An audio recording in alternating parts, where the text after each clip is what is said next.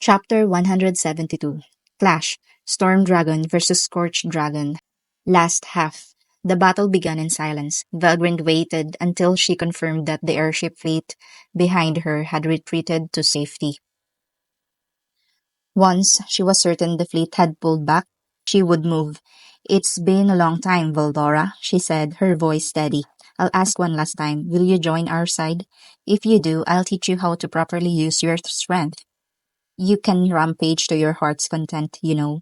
Of course, the location will be chosen by us. Vildora's laugh echoed through the skies. Wahahaha, dearest sister, the old me is gone. I've already perfected my control over my strength. Besides, simply rampaging isn't fun anymore. I'm an adult now, my sister. Such cheeky words, Velgrind muttered. Very well, if that's how it is, I'll test just how much you've grown. Their exchange was brief. After all, Velgrind knew Veldora wouldn't be swayed by any offers. She had already prepared herself for battle, free from any ill will. Originally, the plan had been for Rudra to dominate and control Veldora, so there was no point in trying to persuade him. Instead, Velgrin's role was clear. Weaken Veldora quickly and suppress him until Rudra could arrive. With that in mind, Velgrind launched the first strike, a burning breath. A single, thin beam of concentrated light shot toward Veldora. It was an extremely high-speed breath attack, designed to hit with precision. Normally, Veldora's heat nullification would protect him from such an attack, but this time he moved without hesitation and dodged the breath. Oh? Veldora raised an eyebrow. I didn't think you'd dodge that. This might be just my personal opinion. But have you improved a little? Veldora grinned, his voice booming with confidence. Kuahahaha. Your breath attack likely has accelerated distraction effects. If I took a direct hit, my magic would go haywire, and I'd waste energy trying to regain control. Of course, I'd avoid that.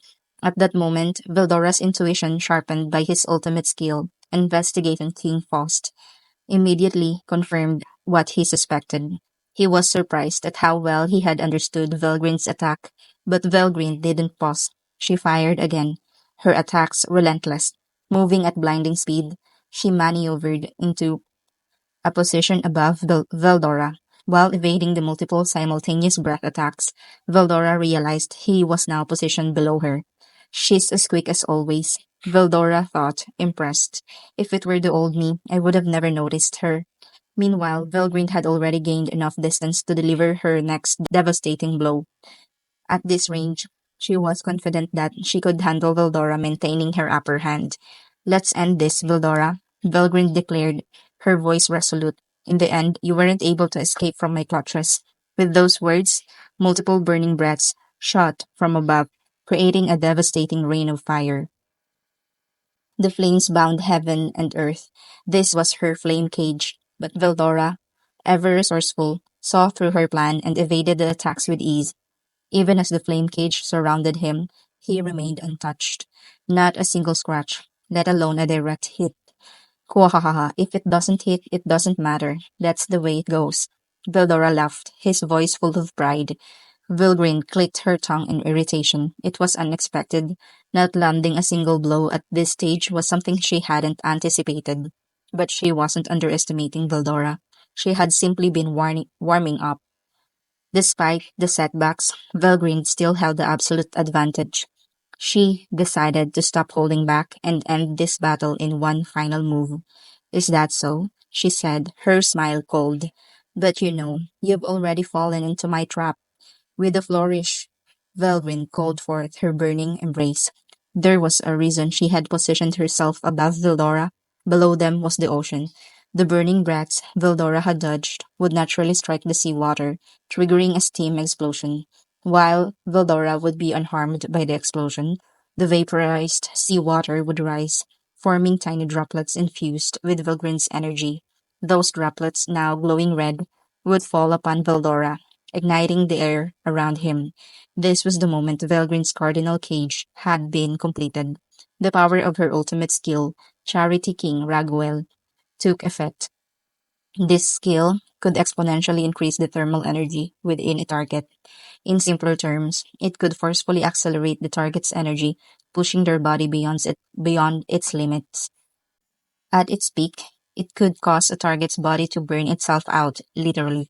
The droplets of steam surrounded Vildora, now encasing him in a membrane of intense heat, an effect Vilgrind controlled with precision. For those caught within the burning embrace, their survival rested entirely in Vilgrind's hands. Even for a true dragon like Vildora, Vilgrind's ability held dominion over him. Vilgrind, confident of her victory, was about to order Major General Shamdi to fire the magic counselor when she suddenly froze. Vildora's presence had disappeared. What just happened? For a rare moment, Vilgrind felt her composure slip. Then, from behind her, she heard Vildora's victorious laughter. Kuahahaha. I told you earlier, didn't I? If it doesn't hit, nothing happens. And that's how it is.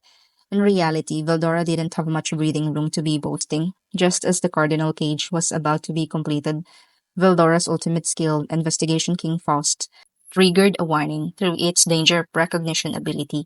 It was a serious threat. He couldn't just brush off with a simple move like Storm of Ruination. Crap. In that split second, Investigation King Faust's investigation of truth revealed the best course of action. Using Storm of Ruination as usual would give him less than 1% chance of escaping. However, if he focused the power of Storm of Ruination, it would turn into Storm Blast Roar of Ruination. The odds of escaping would increase significantly, though still only for to 50%. That's when probability manipulation kicked in. Against an enemy in the same rank, the probability would shift in Veldora's favor. This brought the 50-50 chance of escape firmly in his favor, thanks to Investigation King Faust. With this, Veldora escaped the dangerous situation. Velgrin stood in awe. Her little brother, whom she had always looked down on for his reliance on brute strength, had just escaped an absolutely inescapable situation with cleverness and precision. She had no choice but to admit it. Vildora had reached her level. For the first time, Vilgrin saw him as an equal, an enemy worthy of facing head on. At that moment, she decided to get serious. On a large screen, a colossal battle was being projected. It wasn't a joke. It could only be described as a massive clash. If it were just the Empire's airship fleet, Veldora's victory wouldn't have been too concerning, but the appearance of the Crimson Dragon was unexpected.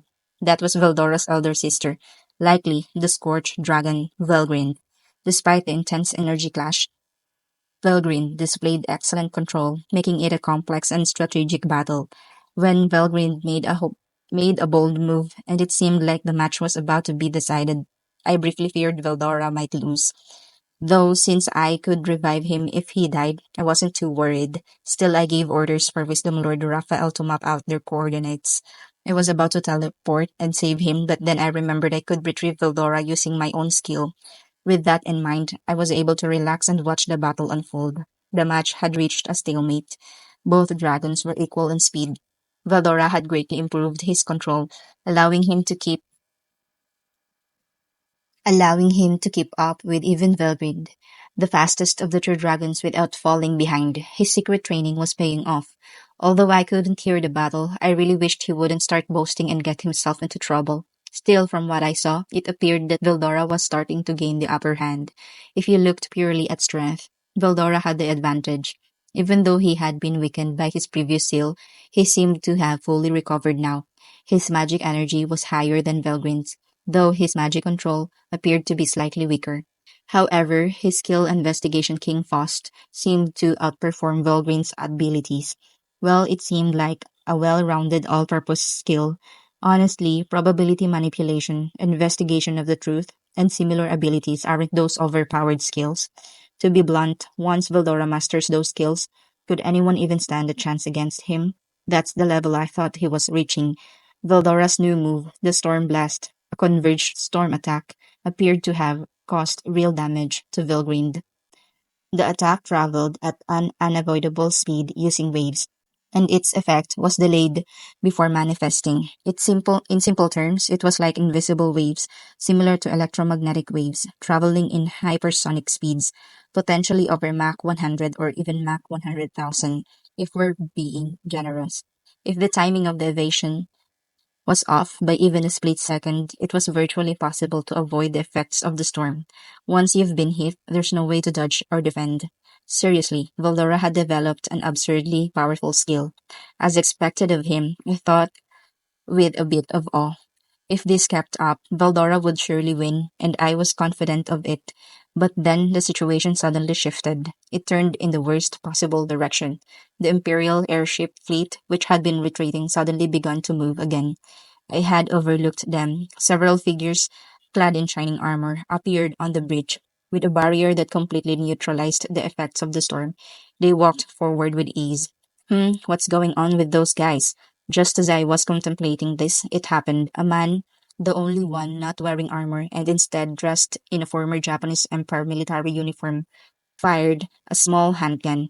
For a moment, I was speechless. A bullet shouldn't be able to affect someone as powerful as True Dragon, but then I froze, watching the bullet speed. It reached the same speed as Veldora's roar, meaning it was over Mach 100, and it penetrated Veldora's body. The bullet wasn't just physical. It released some kind of magic upon impact. Veldora stopped moving, writhing in pain. Before I could react, the Cardinal cage enveloped him again, and 100 airships of the Aerial Fighter Legion activated their magic canceller at maximum strength. In an instant, they successfully sealed Veldora's movements. The man in shining armor raised both hands toward Veldora, and then a sharp pain pierced my soul. It felt as if they were ripping my soul from my body. Alert, Master Rimuru and individual Veldora's soul corridor has been destroyed. Ultimate skill, Storm King Veldora Storm Dragon Summoning. Storm Dragon release is now unusable. I was paralyzed by the notification. What did that mean? Are you saying they took Veldora from me? Veldora from me? Don't fuck with me, damn it. A surge of overwhelming loss and raw rage filled me all at once. Sean and Diablo, who were by my side, tried to hold me back. Please wait, Rimoro-sama. It's dangerous to act now. But Sean's words didn't even register in my ears. I was consumed with fury. I'll kill them. With that thought, I shook off their hold and stood up. There was no one in Tempest who could restrain me when my rage was unchained. Now you've really pissed me off, Empire. As you wished, I'll grant you what you deserve. The blessing named Annihilation. You triggered my wrath. And with that, I teleported to Vildora. End of chapter 172. Editor's rant. Gao, it's on now, Rudra. This marks the start of the really fun chapters of this arc. Please be patient and maybe read the many of the other LNs and WNs and web novels uh, being translated on other sites. Maybe pick one out from here. There's probably something new to read every time the sun rises. Anyway, so I've made a release schedule to have some sense of time in the progress. As always, no promises, Gao, but I'll try and diligently deliver in a timely fashion as best as I can. Okay, let's skip that.